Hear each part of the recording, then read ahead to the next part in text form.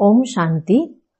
4 September 2024ના સાકાર બાબાના મહાવાક્યો. મીઠા બાળકો, તમે બેહદના બાપ પાસે આવ્યા છો વિકારીથી નિર્વિકારી બનવા. એટલે તમારામાં કોઈ પણ ભૂત ન હોવું જોઈએ. પ્રશ્ન છે, બાપ હમણાં તમને એવું કયું ભણતર ભણાવે છે જે આખા કલ્પમાં નથી ભણાવવામાં આવતું? ઉત્તર છે, નવી રાજધાની સ્થાપન કરવાનું ભણતર, મનુષ્યને રાજાઈ પદ આપવાનું ભણતર. આ સમયે સુપ્રીમ બાપ જ ભણાવે છે. આ નવું ભણતર આખા કલ્પમાં નથી ભણાવવામાં આવતું. આ જ ભણતરથી સતયુગી રાજધાની સ્થાપન થઈ રહી છે. ઓમ શાંતિ. આ તો બાળકો જાણે છે આપણે આત્મા છીએ, ન કે શરીર. આને કહેવાય છે દેહી અભિમાની. મનુષ્ય બધા છે દેહ અભિમાની. આ છે જ પાપાત્માઓની દુનિયા અથવા વિકારી દુનિયા. રાવણ રાજ્ય છે. સતયુગ ભૂતકાળ થઈ ગયું છે. ત્યાં બધા નિર્વિકારી રહેતા હતા. બાળકો જાણે છે આપણે જ પવિત્ર દેવી દેવતા હતા જે 84 જન્મો પછી પતિત બન્યા છીએ. બધા તો 84 જન્મ નથી લેતા.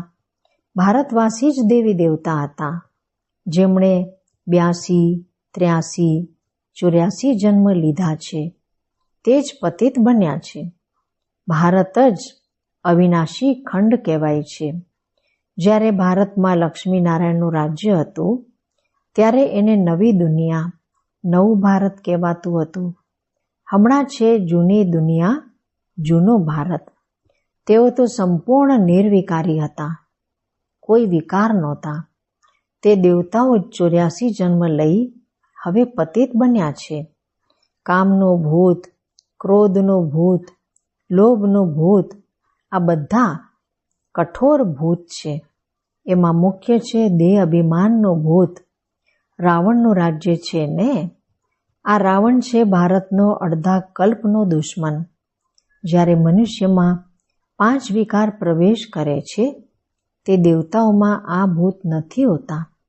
પછી પુનર્જન્મ લેતા લેતા તેમના આત્મા પણ વિકારોમાં આવી ગયા. તમે જાણો છો આપણે જ્યારે દેવી દેવતા હતા તો કોઈ પણ વિકારનું ભૂત નહોતું. સતયુગ ત્રેતાને કહેવાય છે રામ રાજ્ય. દ્વાપર કળિયુગને કહેવાય છે રાવણ રાજ્ય. અહીં દરેક નર નારીમાં 5 વિકાર છે. દ્વાપરથી કળિયુગ સુધી 5 વિકાર ચાલે છે. હમણાં તમે પુરુષોત્તમ સંગમયુગ પર બેઠા છો. બેહદના બાપની પાસે આવ્યા છો વિકારીથી નિર્વિકારી બનવા માટે. નિર્વિકારી બની જો કોઈ વિકારમાં પડે છે તો બાબા લખે છે તમે કાળું મોઢું કર્યું, હવે ગોરા થવું મુશ્કેલ છે. 5મા માળેથી નીચે પડવા જેવું છે. હાડકાં તૂટી જાય છે. ગીતામાં પણ છે ભગવાનનું વાચ, કામ મહાશત્રુ છે. ભારતનું વાસ્તવિક ધર્મશાસ્ત્ર છે જ ગીતા. દરેક ધર્મનું એક જ શાસ્ત્ર છે. ભારતવાસીઓના તો અસંખ્ય શાસ્ત્ર છે. એને કહેવાય છે ભક્તિ. નવી દુનિયા સતોપ્રધાન સ્વર્ણિમ યુગ છે. ત્યાં કોઈ લડાઈ ઝઘડા નહોતા. લાંબુ આયુષ્ય હતું. સદા સ્વસ્થ સંપન્ન હતા. તમને સ્મૃતિ આવી અમે દેવતાઓ ઘણા જ સુખી હતા. ત્યાં અકાળે મૃત્યુ થતું નથી. કાળનો ડર રહેતો નથી. ત્યાં હેલ્થ, વેલ્થ, હેપીનેસ બધું હોય છે. નર્કમાં ખુશી હોતી નથી. કંઈક ને કંઈક શરીરમાં રોગ ચાલુ રહે છે. આ છે અપાર દુઃખોની દુનિયા. તે છે અપાર સુખોની દુનિયા. બેહદના બાપ દુઃખોની દુનિયા થોડી રચશે. બાપે તો સુખની દુનિયા રચી. ફરી રાવણ રાજ્ય આવ્યું તો તેનાથી દુઃખ અશાંતિ મળી. સતયુગ છે સુખધામ, કળિયુગ છે દુઃખધામ. વિકારમાં જવું એટલે એકબીજા પર કામ કટારી ચલાવવી. મનુષ્ય કહે છે આ તો ભગવાનની રચના છે ને, પરંતુ નહીં. ભગવાનની રચના નથી, આ રાવણની રચના છે. ભગવાને તો સ્વર્ગ રચ્યું, ત્યાં કામ કટારી હોતી નથી. એવું નથી, દુઃખ સુખ ભગવાન આપે છે. અરે, ભગવાન બેહદના બાપ બાળકોને દુઃખ કેવી રીતે આપશે? તેઓ તો કહે છે, હું સુખનો વારસો આપું છું. ફરી અડધા કલ્પ પછી રાવણ શ્રાપિત કરે છે. સતયુગમાં તો અથાગ સુખ હતા, માલામાલ હતા. એક જ સોમનાથના મંદિરમાં કેટલા હીરા જવેરાત હતા. ભારત કેટલું સંપન્ન હતું. હમણાં તો કંગાળ છે. સતયુગમાં 100% સંપન્ન, કળિયુગમાં 100% કંગાળ. આ ખેલ બનેલો છે. હમણાં છે કળિયુગ, ખાદ પડતા પડતા એકદમ તમો પ્રધાન બની ગયા છે. કેટલું દુઃખ છે. આ એરોપ્લેન વગેરે પણ 100 વર્ષમાં બન્યા છે. એને કહેવાય છે માયાનો પાંપ. તો મનુષ્ય સમજે છે વિજ્ઞાને તો સ્વર્ગ બનાવી દીધું છે, પરંતુ આ છે રાવણનો સ્વર્ગ.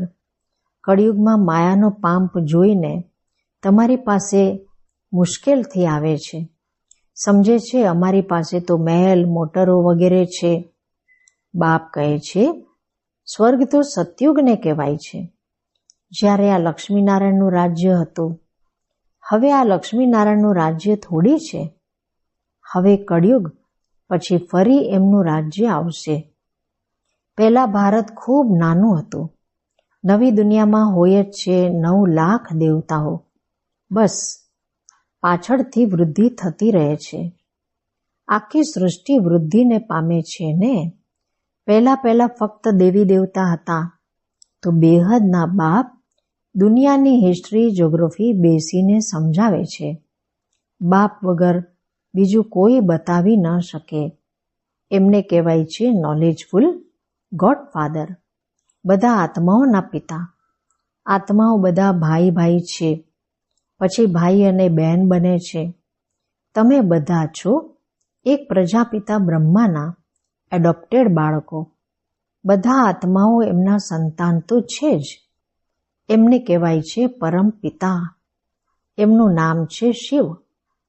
બસ બાપ સમજાવે છે મારું નામ એક જ શિવ છે.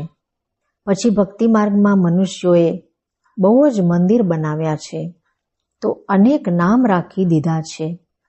ભક્તિની સામગ્રી કેટલી અનેક છે, એને ભણતર નહીં કહેવાશે. એમાં મુખ્ય ઉદ્દેશ કંઈ પણ નથી, છે જ નીચે ઉતરવાનું. નીચે ઉતરતા ઉતરતા તમો પ્રધાન બની જાય છે. પછી સતોપ્રધાન બનવાનું છે બધાએ.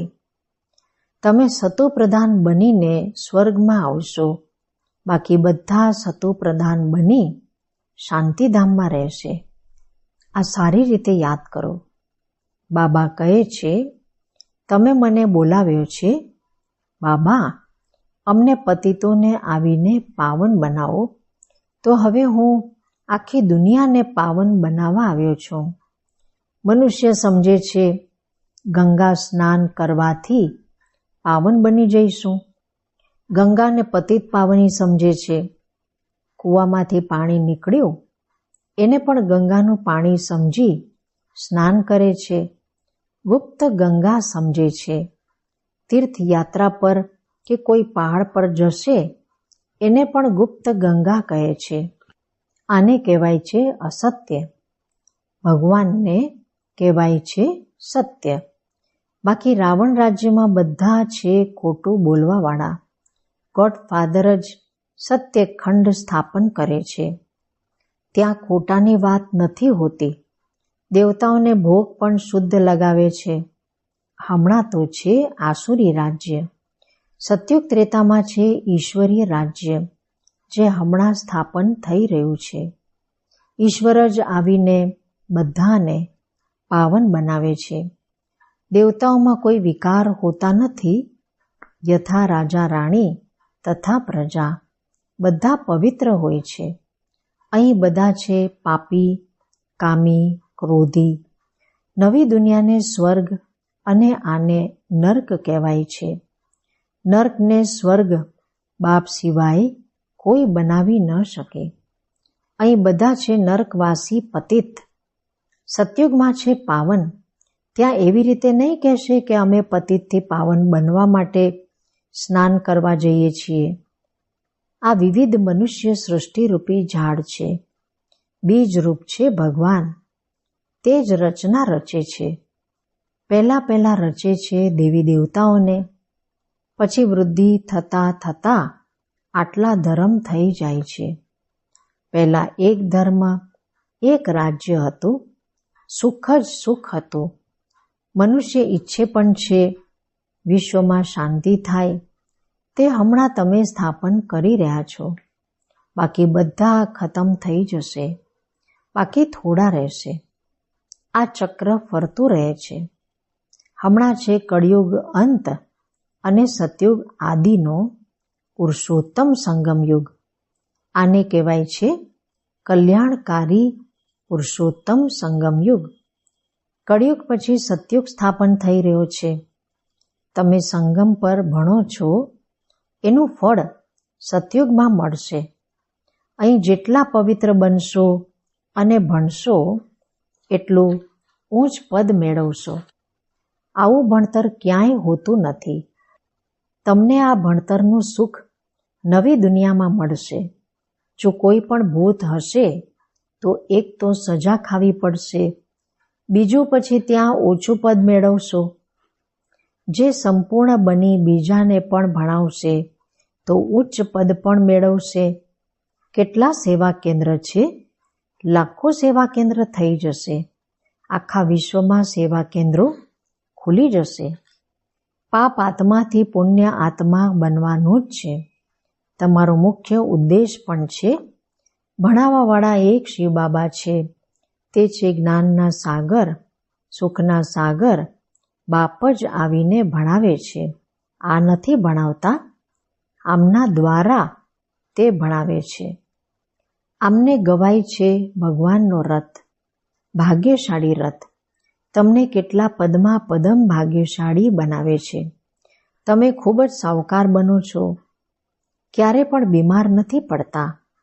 હેલ્થ, વેલ્થ, હેપીનેસ બધું મળી જાય છે. અહીં ભલે ધન છે પરંતુ બીમારીઓ વગેરે છે. તેવી ખુશી રહી ન શકે. કંઈક ને કંઈક દુઃખ રહે છે.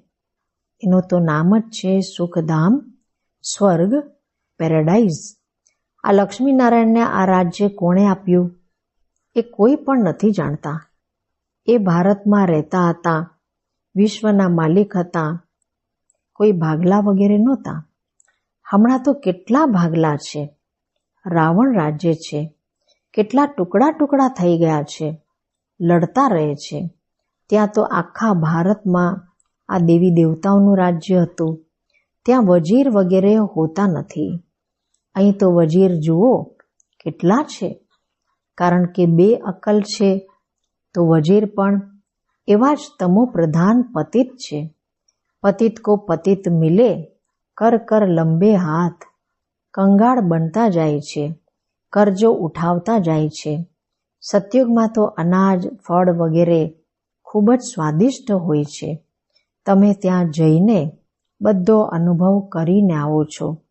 સૂક્ષ્મ વતનમાં પણ જાઓ છો તો સ્વર્ગમાં પણ જાઓ છો. બાપ કહે છે સૃષ્ટિ ચક્ર કેવી રીતે ફરે છે. પહેલા ભારતમાં એક જ દેવી દેવતા ધર્મ હતો. બીજો કોઈ ધર્મ નહોતો. પછી દ્વાપરમાં રાવણ રાજ્ય શરૂ થાય છે. હમણાં છે વિકારી દુનિયા. પછી તમે પવિત્ર બની નિર્વિકારી દેવતા બનો છો. આ સ્કૂલ છે. ભગવાનનું વાચ. હું આપ બાળકોને રાજયોગ શીખવાડું છું. તમે ભવિષ્યમાં આ બનશો. રાજાઈનું ભણતર બીજે ક્યાંય નથી મળતું. બાપ જ ભણાવીને નવી દુનિયાની રાજધાની આપે છે. સુપ્રીમ ફાધર, ટીચર, સદગુરુ એક જ શિવ બાબા છે. બાબા એટલે જરૂર વારસો મળવો જોઈએ. ભગવાન જરૂર સ્વર્ગનો વારસો જ આપશે. રાવણ જેને દર વર્ષ બાળીએ છીએ, આ છે ભારતનો નંબર 1 દુશ્મન. રાવણે કેવા અસુર બનાવી દીધા છે. એનું રાજ્ય 2500 વર્ષ ચાલે છે. તમને બાપ કહે છે, હું તમને સુખધામનો માલિક બનાવું છું. રાવણ તમને દુઃખધામમાં લઈ જાય છે. તમારું આયુષ્ય પણ ઓછું થઈ જાય છે. અચાનક અકાળે મૃત્યુ થઈ જાય છે. અનેક બીમારીઓ થતી રહે છે.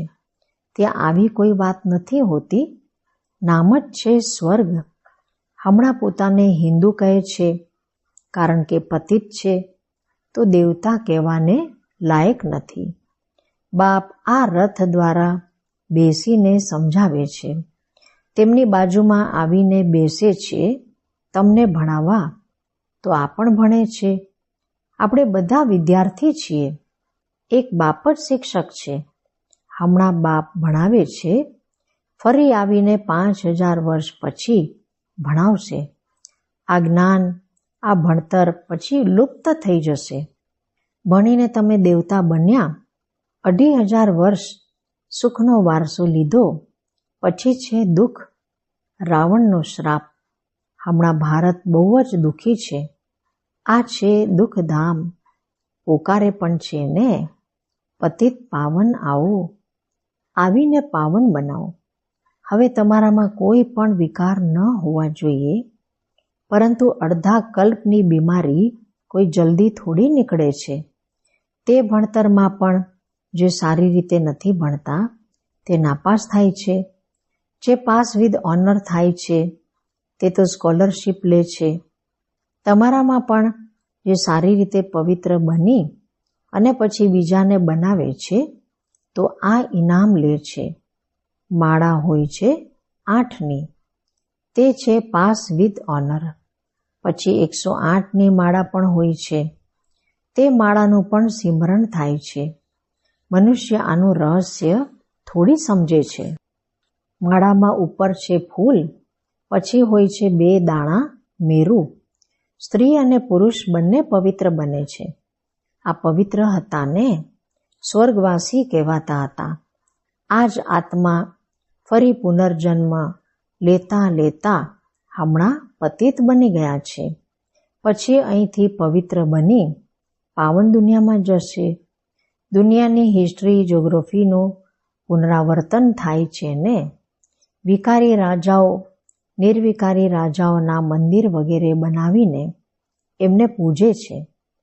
તે જ પછી પૂજ્યથી પૂજારી બની જાય છે.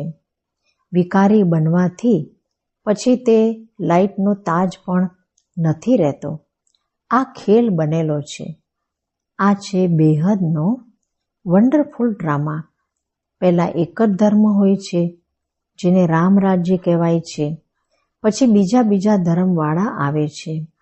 આ સૃષ્ટિનું ચક્ર કેવી રીતે ફરતું રહે છે તે તો એક બાપ જ સમજાવી શકે છે. ભગવાન તો એક જ છે. અચ્છા, મીઠા મીઠા શીખી લધા બાળકો પ્રત્યે માત પિતા બાપ દાદાના યાદ પ્યાર અને ગુડ મોર્નિંગ. રૂહાની બાપના રૂહાની બાળકોને નમસ્તે. રૂહાની બાળકોના રૂહાની બાપને નમસ્તે. ધારણા માટે મુખ્ય સાર. પહેલું છે, સ્વયં ભગવાન શિક્ષક બનીને ભણાવે છે એટલે સારી રીતે ભણવાનું છે. સ્કોલરશીપ લેવા માટે પવિત્ર બનીને બીજાને પવિત્ર બનાવવાની સેવા કરવાની છે. બીજું છે, અંદરમાં કામ, ક્રોધ વગેરે જે પણ ભૂત પ્રવેશે છે તેને કાઢવાના છે. મુખ્ય ઉદ્દેશને સામે રાખીને પુરુષાર્થ કરવાનો છે. વરદાન છે, માયાની છાયાથી નીકળી યાદની છત્રછાયામાં રહેવાવાળા બેફિક્ર બાદશાહ ભવ. જે સદા બાપની યાદની છત્રછાયાની નીચે રહે છે તે સ્વયંને સદા સેફ અનુભવ કરે છે. માયાની છત્રછાયાથી બચવાનું સાધન છે બાપની છત્રછાયા. છત્રછાયામાં રહેવાવાળા સદા બેફિકર બાદશાહ હશે. જો કોઈ ફિકર છે તો ખુશી ખોવાઈ જાય છે. ખુશી ખોવાઈ ગઈ, કમજોર થયા તો માયાની છત્રછાયાનો પ્રભાવ પડી જાય છે, કારણ કે કમજોરી જ માયાનું આહ્વાન કરે છે. માયાની છાયા સ્વપ્નમાં પણ પડી ગઈ તો ખૂબ હેરાન કરી દેશે, એટલે સદા છત્રછાયાની નીચે રહો. સ્લોગન છે, સમજના સ્ક્રૂ ડ્રાઈવરથી અલબેલાપણાના લૂઝ સ્ક્રૂને ટાઈટ કરી સદા એલર્ટ રહો. અચ્છા, ઓમ શાંતિ.